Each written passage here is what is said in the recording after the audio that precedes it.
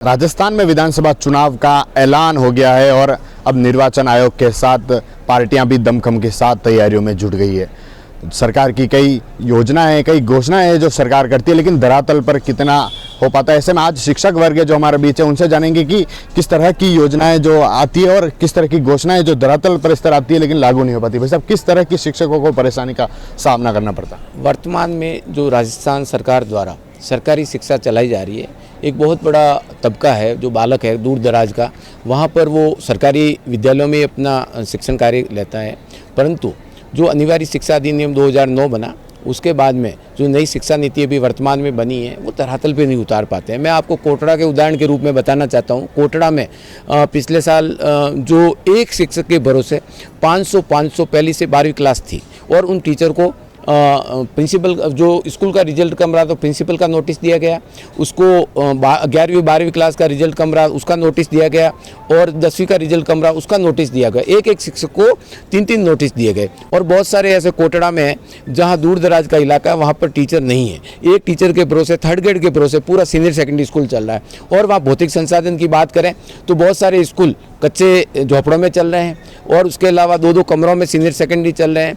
तो हमारी मांग है सरकार से कि आप 5 साल जब भी कोई नई सरकार बनती है, जो शिक्षक है, जो शिक्षकों के प्रतिनिधि है, उनसे वार्ता करें और सुझाव मांगे और शिक्षा में कैसे बेहतर कर पाए सरकारी बालकों को। जो आदिवासी तबके का बालक है जिसका अभिभावक अनपढ़ है, वो अपने बच्चों पे इतना ध्यान नहीं दे पाता, तो वहाँ पर शिक्षक दोहरी भूमिका में होता है। वो बच्चों को पढ़ाना भी होता है और अभिभावक के रूप में उनका ध्यान भी रखना होता है। और वो बच्चा ऐसा होता है जो पढ़ाई के बारे में उनके गार्जियन भी नहीं जानते, बकरियाँ चराना ज़्यादा बेहतर मानते हैं। उन बच्चों को हमको जोड़ना 6 साल से 14 साल के अनिवार्य शिक्षा अधिनियम में, वो सारा काम हम कर रहे हैं। पर हमसे कम इसके लिए जो अनिवार्य शिक्षा अधिनियम में और सुप्रीम कोर्ट का गाइडलाइन है कि सरकार इनको 5 काम ही कराए, जिसके अंदर आपका प्रमुख रूप से कोई आपदा आ जाए तो वो काम करा दे और उसके अलावा जो पल्स पोलियो हो ऐसे कार्यक्रम कराया जाए। बाकी साल भर अन्य कार्य, गैर शैक्षणिक कार्य नहीं कराए। अगर इनसे मुक्ति मिलती है तो आने वाली भविष्य इन बेहतर जो सरकारी स्कूलों में बालक है उसका भविष्य और बेहतर हो सकता है। सब बजट तो आता है लेकिन वो लग नहीं पाता या फिर और कारण होते हैं? क्या कारण हो सकता है? देखो, कमीशन खोरी सभी विभागों में और इस विभाग में, इसको कहने से मैं कभी भी नहीं घबराता हूँ। जो जितने भी बड़े बड़े कार्यालय बने हैं उनके अधिकारी कमीशन बेस तो सब जगह चलता है और उस पर हमको रोक लगाने के, एक शिक्षक के बूते की बात नहीं है, उस पर रोक लगाने के लिए हम सबको पहल करनी पड़ेगी। अगर इन कमीशन खोरी पे बेहतर रूप से रोक लगती है तो आने वाला भविष्य और बेहतर हो सकता है। क्या सोचते हैं आप, शिक्षक को किस तरह की परेशानियों का सामना करना? सर, शिक्षक को भी वर्तमान में ये परेशानी हो रही है कि इंफ्रास्ट्रक्चर नहीं है। जैसे कमरे, विद्यालय तो 12वीं तक बना दिए लेकिन कमरे जैसे 2 या 3 कमरे में विद्यालय चल रहे हैं। और ज़्यादातर परेशानी पीएस और यूपीएस के शिक्षकों को आ रही है कि सारा काम जो ऑनलाइन करना पड़ रहा है लेकिन वहाँ पे आधारभूत सुविधाएं नहीं दी जा रही है कि एक कंप्यूटर या लैपटॉप शिक्षकों को दिया जाए। ये सबसे बड़ी समस्या है। कई सारे काम भी थोप दिए जाते हैं, उसमें किस तरह की परेशानी है? गैर शैक्षणिक कार्यों में लगाने के बाद हमारे विद्यालय की जो पढ़ाई है वो चौपट हो जाती है और फिर जो नोटिस मिलते हैं वो शिक्षकों को दिए जाते हैं, न कि उनकी सुनवाई की जाती है कि ये नहीं देखा जाता कि शिक्षक कहाँ कितने दिन क्या काम किया उसने। क्या सोचते हैं भाई साहब, एक शिक्षक होने के नाते आप मत देने जाएंगे तो किस तरह की सरकार की जो काम होने चाहिए, शिक्षकों को किस तरह का लाभ मिलना चाहिए, क्या सोचते हैं? मेरा मानना है कि जो शिक्षकों के हित के लिए जो सरकार सोचेगी और हमारे बच्चों के हित के लिए सोचेगी, हमारे जो बच्चे हैं वो स्कूल के बच्चे हैं और उनका भविष्य हमें बनाना है। जब हमारा भौतिक संसाधन अगर नहीं होंगे, उनके लिए पानी की व्यवस्था, उनके लिए लैट्रिन शौचालय की व्यवस्था, बच्चों के लिए सब सुविधा नहीं होगी, उनके लिए मूलभूत सुविधा नहीं होगी, उसके बाद बच्चा कैसे विकास करेगा। और रही बात, हमें शैक्षणिक गैर शैक्षणिक कार्यों के तहत लगाते रहते हैं आए दिन।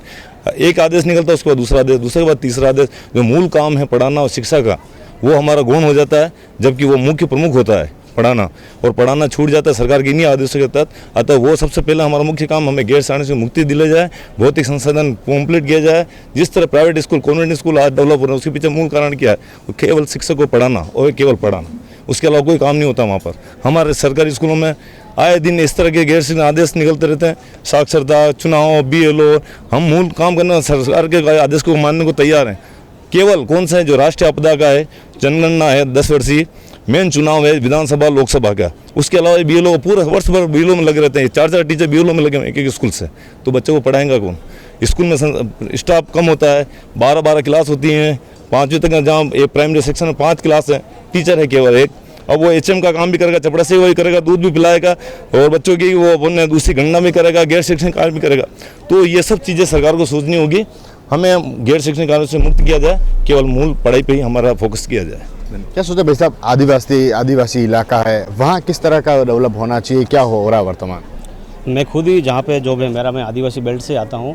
आदिवासी क्षेत्र में शिक्षा का जो स्तर है बिल्कुल निम्न स्तर पर है, क्योंकि सरकार की जो सुविधा, वास्तविक भौतिक सुविधा होनी चाहिए, जो छात्रानुपात में शिक्षक होना चाहिए, वो आज दूर के दूर क्षेत्र से, कोटला में सर ने बताया, हमारे जो खैरवाड़ा का इंटीरियर बेल्ट है, नया गाँव बेल्ट है, गुजरात से सटा हुआ बेल्ट है, वहाँ पे 200 बच्चे हैं और 2 टीचर काम कर रहे हैं और 2 के 2 BLO है। सबसे बड़ी बात, अब BLO को एक आदेश सरकार देती है कि एक टाइम आप BLO का काम करो, एक टाइम स्कूल में काम करो। तो कई BO स्कूल ऐसे हैं हमारे उस क्षेत्र में जहाँ पे व्यवस्था शिक्षक लगा के इन BLO को कार्य करने में मजबूर है। तो फिर हमारा जो शिक्षक है वो किस तरह से आपको सेवा दे पाएगा। दूसरी बात, वहाँ जो इंटर सुविधा है, आप आजकल हर चाइल्ड हाजिरी से लगा के, बच्चों का अटेंडेंस लगा के, सब चीज़ें ऑनलाइन होती है शाला दर्पण पोर्टल के माध्यम से।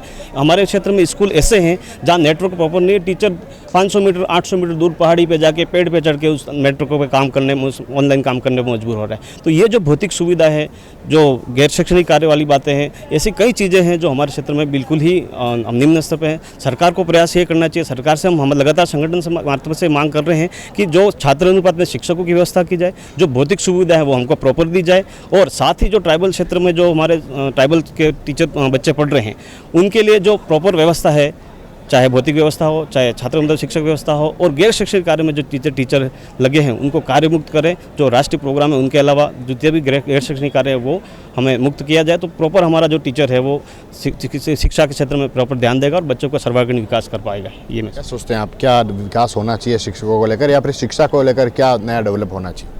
सबसे बड़ी समस्या है गैर शैक्षणिक कार्य जो है शिक्षकों के द्वारा कराए जाते हैं। सबसे पहले तो इस चुनाव के अंदर सारी पार्टियां जो है इस घोषणा पत्र के अंदर ले गैर शैक्षणिक कार्यों से शिक्षकों को दूर रखा जाएगा। उसके अलावा सीनियर सेकेंडरी स्कूल जितने भी हैं उसमें देखते हैं कि पिछले 3 सालों से DPC नहीं हुई, प्रमोशन नहीं हुए। तो ऐसे कई शिक्षक हैं जो 25-30 साल की सर्विस हो गई, एक भी उनका प्रमोशन नहीं हुआ है, और सीनियर सेकेंडरी स्कूल सारी खाली पड़ी हुई है। जबकि अभी नई भर्ती के अंदर प्राइमरी और मिडिल स्कूलों के अंदर काफ़ी स्टाफ आया है, लेकिन जो बड़ी क्लासें हैं जिसमें 12-12 क्लासें हैं, उसमें कई सारे सेक्शन हैं और 4 और 5 टीचर 3 टीचर अगर पढ़ा रहे हैं और उनकी भी BLO के अंदर और बहुत से गैर शैक्षणिक कार्य उनके अंदर जो है, बहुत सारों चीज़ों के अंदर अगर इनकी ड्यूटियाँ लगाई जाती है तो फिर ये काम कैसे करेंगे। तो हम सरकार से मांग करते हैं कि पिछले 5 सालों के अंदर सरकार ने सभी डिपार्टमेंटों के अंदर जो है ट्रांसफ़र खोले, लेकिन 3rd ग्रेड के ट्रांसफ़रों के ऊपर जो है सरकार न जाने क्यों चुप रही और सरकार ने ट्रांसफ़र नहीं खोले। तो आने वाली जो भी सरकारें बने अपने घोषणा पत्र के अंदर लेके हम सभी कर्मचारियों के उनके साथ में 3rd ग्रेड के भी ट्रांसफ़र करेंगे और गैर शैक्षणिक कार्यों से शिक्षकों को दूर रखेंगे। यही हमारे शिक्षकों की मांग है। गैर शैक्षणिक कार्यों की बात सामने आ रही है तो कहीं न कहीं इस पर परिणाम पे भी असर देखने को मिल सकता होगा।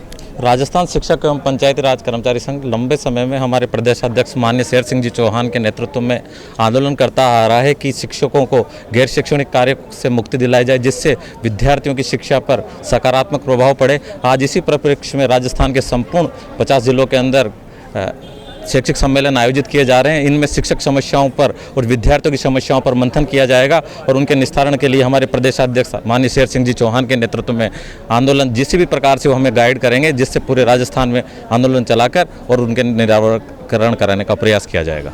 तो ये थे शिक्षक जिनका कहना है कि जो गैर कार्य कराए जाते हैं वो नहीं होने चाहिए, साथ ही जो भौतिक सुविधा है विद्यालय में होनी चाहिए वह पूरी तरह से हो।